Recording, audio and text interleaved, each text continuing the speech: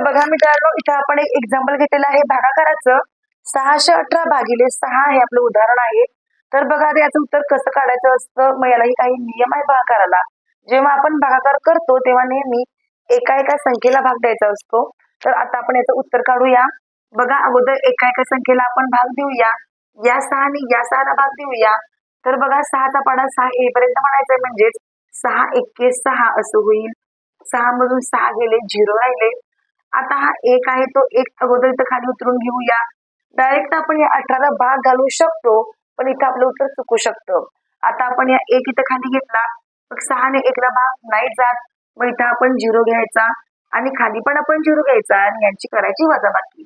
1 मधून 0 गेला 1. आता संख्या पुढची 8 आहे ती उतरून घ्या आणि 6 ने 18ला भाग घालवा, तर 37 झाले 18 आणि यांची ही वजाबाकी करा. 18 मधून 18 गेले 0 आणि जर आपलं उत्तर बरोबर आहे का नाही ते चेक करण्यासाठी या 103 ला गुणिले हे 6 करा.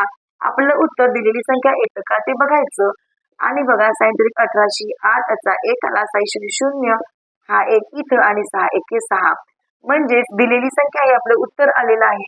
त्यामुळे आपला भागाकार हा बरोबर आलेला आहे.